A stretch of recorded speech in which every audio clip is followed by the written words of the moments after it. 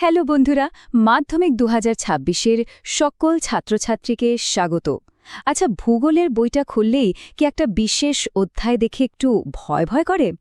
আমি জানি তোমাদের মধ্যে অনেকেই প্রায় 90% ছাত্রছাত্রী তৃতীয় অধ্যায় অর্থাৎ বাড়িমণ্ডল বা হাইড্রোস্ফিয়ারকে একটা দুঃস্বপ্নের মতো মনে করো, তাই না?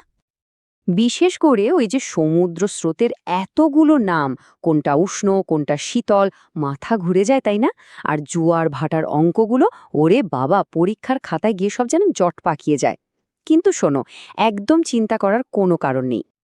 আমি তোমাদের গ্যারান্টি দিচ্ছি, আজকের এই ক্লাসটা যদি তোমরা মন দিয়ে শেষ পর্যন্ত দেখো, এই যে কঠিন চ্যাপ্টারটা না, এটা তোমাদের কাছে একদম জলের মতো সোজা হয়ে যাবে। আমরা খুব সহজ করে ছবি দিয়ে একদম ধরে ধরে পুরো ব্যাপারটা বুঝে নেব। চলো তাহলে দেখে নিই আজকে আমাদের রোড ম্যাপটা কি। প্রথমে আমরা ডুব দেব সমুদ্রের গভীরে, জানব স্রোতের আসল রহস্য। তারপর দেখব চাঁদে কি এমন জাদু আছে যে জোয়ার ভাটা হয়। এরপর আসবে সেই ভয়ঙ্কর অঙ্ক, যেটা আমরা একদম সহজ করে ফেলব। আর শেষে তো থাকছেই মাধ্যমিকের জন্য লাস্ট মিনিট সাজেশন আর কিছু জরুরি টিপস। তাহলে কি খাতা কলম নিয়ে সবাই রেডি তো? চলো শুরু করা যাক। তাহলে চলো, আমাদের প্রথম টপিক সমুদ্র স্রোত। চলো দেখি কেন আর কিভাবেই বা সমুদ্রের জল একটা নদীর মতো বইতে থাকে। দেখো, প্রথমেই একটা খুব কমন ভুল আমরা সবাই করি। আমরা সমুদ্রের ঢেউ আর স্রোতকে এক ভেবে ফেলি, কিন্তু দুটো একদম আলাদা জিনিস। তোমরা যখন সি বিচে দাঁড়িয়ে ঢেউ দেখো ওয়েভ, তখন জলটা কিন্তু ওখানেই দাঁড়িয়ে শুধু লাফায়, ওঠানামা করে। আর স্রোত কারেন্ট হলো গিয়ে সমুদ্রের ভেতরেই একটা বিশাল নদী, যেখানে জলরাশি এক জায়গা থেকে আরেক জায়গায় বয়ে চলে যায়। এখন প্রশ্ন হলো, এই যে এত বড় একটা জলের নদী, এটা চলে কি করে? এর পেছনে কয়েকটা কারণ আছে। প্রথম আর সবচেয়ে বড় কারণ হলো নিয়ত বায়ুপ্রবাহ, যে বাতাসটা সারা বছর ধরে একই দিকে বয়। ২ নম্বর, জলের উষ্ণতা আর লবণের পার্থক্য। খুব সহজ ব্যাপার, গরম জল হালকা তাই ওপর দিয়ে বয়, আর ঠান্ডা আর নোনা জল ভারী তাই নিচ দিয়ে বয়। ৩ নম্বর কারণটা খুব ইন্টারেস্টিং, পৃথিবীর নিজের ঘোরা, আবর্তন গতি। এই ঘোরার জন্য একটা বল তৈরি হয়, নামটা মনে রেখো, কোরিওলিস বল। এর জন্যই স্রোতটা সোজা না গিয়ে উত্তর গোলার্ধে ডান দিকে আর দক্ষিণ গোলার্ধে বাঁ দিকে বেঁকে যায়। আর লাস্ট পয়েন্টটা তো খুবই লজিক্যাল, মহাদেশগুলোর অবস্থান।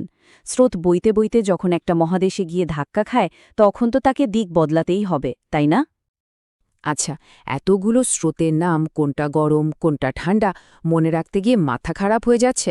দাঁড়াও, তোমাদের জন্য একটা সুপার সিম্পল ট্রিক আছে। শুধু এইটুকু মনে রাখো, পৃথিবীর মাঝখানটা নিরক্ষরেখা, ওখানকার জল তো গরম হবেই তাই না? তো ওখান থেকে যে স্রোতগুলো মেরুর দিকে যাবে, সেগুলো হলো উষ্ণ স্রোত। আর মেরু অঞ্চলের জল বরফ গলা ঠান্ডা, তাই ওখান থেকে নিরক্ষরেখার দিকে যে স্রোত আসবে, সেগুলো হলো শীতল স্রোত। কি এবার ব্যাপারটা অনেক সোজা লাগলো না? দেখো, পরীক্ষার জন্য কিন্তু সব স্রোতের নাম মুখস্থ করতে হবে না। আমি দুটো নাম বলে দিচ্ছি, এই দুটো খুব ভালো করে পড়বে। একটা হলো আটলান্টিক মহাসাগরের উপসাগরীয় স্রোত বা গালফ স্ট্রিম, এটা একটা উষ্ণ স্রোত। আর আরেকটা হলো প্রশান্ত মহাসাগরের কুরোশীয় স্রোত, এটাও একটা উষ্ণ স্রোত। বড় প্রশ্ন কিন্তু এই দুটো থেকেই আসে। সমুদ্র স্রোত নিয়ে আশা করি আর কোনো কনফিউশন নেই। Very good. চলো এবার আমরা আমাদের পরের সেকশনে যাই, যেটা আরও বেশি মজার, জোয়ার ভাটা। আর এর পেছনে চাঁদের কি কারসাজি আছে সেটাও দেখব। আচ্ছা, তোমাদের মনে এই প্রশ্নটা কখনো এসেছে যে সূর্য তো চাঁদের থেকে কত কত গুণ বড়, তাহলে ওর টানটাও তো অনেক বেশি হওয়ার কথা, কিন্তু পৃথিবীর এই পুচকে চাঁদটার টানেই কেন এত বড় বড় জোয়ার হয়? উত্তরটা কিন্তু লুকিয়ে আছে দূরত্বের মধ্যে। সূর্য ভলেই বড় হোক, আছে তো অনেক দূরে, আর চাঁদ আছে আমাদের একদম কাছে। ব্যাপারটা একটা চুম্বকের মতো ভাবো, যেটা যত কাছে থাকে তত জোরে টানে। ঠিক সেইভাবেই কাছে থাকার জন্য চাঁদের টানটাই পৃথিবীর ওপর বেশি কাজ করে। তো যখন পৃথিবীটা ঘুরতে ঘুরতে যে দিকটা ঠিক চাঁদের সামনে আসে, তখন কি হয়? চাঁদ তার আকর্ষণ শক্তি দিয়ে ওই জায়গার জলকে নিজের দিকে টানে, ফলে জলটা ফুলে ওঠে। এই যে চাঁদের সামনাসামনি টানের জন্য জল ফুলে উঠল, একে আমরা বলি মুখ্য জোয়ার। কিন্তু মজাটা হলো, ঠিক ওই একই সময় পৃথিবীর একদম উল্টো দিকেও জল ফুলে ওঠে আর সেখানেও জোয়ার হয়। এটাকে বলে গৌণ জোয়ার। এখন ভাবছো ওদিকে তো চাঁদ টানছে না, তাহলে কেন জোয়ার হচ্ছে? এটা হচ্ছে পৃথিবীর ঘোরার জন্য তৈরি হওয়া একটা বলের কারণে, যাকে বলে কেন্দ্রমুখী বল বা সেন্ট্রিফিউগাল ফোর্স। তোমরা যখন নাগরদোলায় চড়ো তখন মনে হয় না যে বাইরের দিকে ছিটকে বেরিয়ে যাবে? ঠিক সেই রকমই পৃথিবী যখন ঘোরে তখন চাঁদের উল্টো দিকের জলটাও বাইরের দিকে ছিটকে যায় আর ফুলে ওঠে, আর তাতেই হয় গৌণ জোয়ার। জোয়ার কিন্তু সবসময় একই রকম হয় না। কখনো খুব বড় হয়, কখনো খুব ছোট। যখন খুব বড় হয় তাকে বলে ভরা কোটাল বা স্প্রিং টাইড। এটা কখন হয়?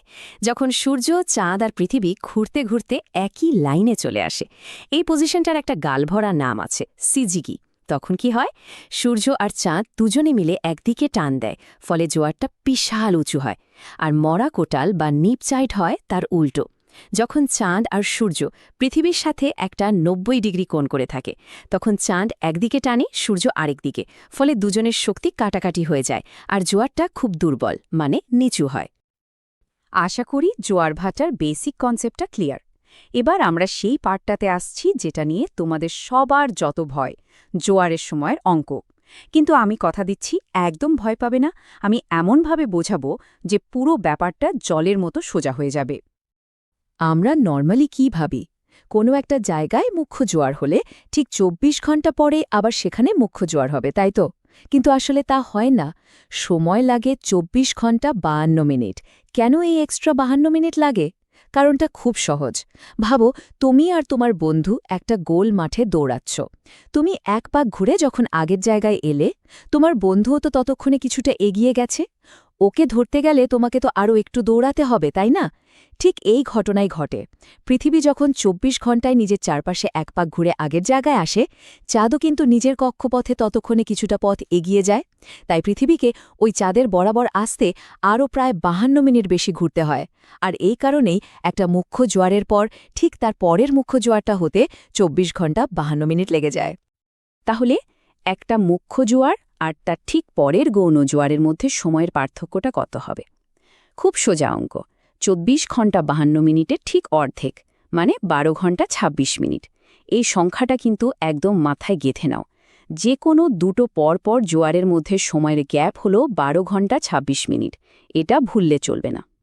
ব্যাস, আমরা এই চ্যাপ্টারের সবচেয়ে কঠিন জায়গাগুলো বুঝে ফেলেছি। এবার চলো সরাসরি চলে যাই পরীক্ষার প্রস্তুতিতে। মাধ্যমিক ২০২৬-এর জন্য এই অধ্যায় থেকে কোন প্রশ্নগুলো না পড়লেই নয়, চলো দেখে নেওয়া যাক।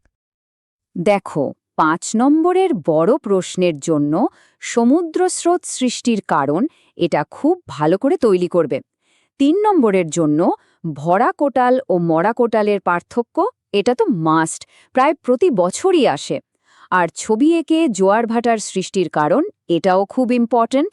আর ম্যাপ পয়েন্টিংয়ের জন্য ক্যানারি স্রোত, ল্যাব্রাডর স্রোত আর উত্তর ও দক্ষিণ নিরক্ষীয় স্রোত, এই কয়েকটা ভালো করে প্র্যাকটিস করে গেলেই দেখবে কমন পেয়ে গেছো।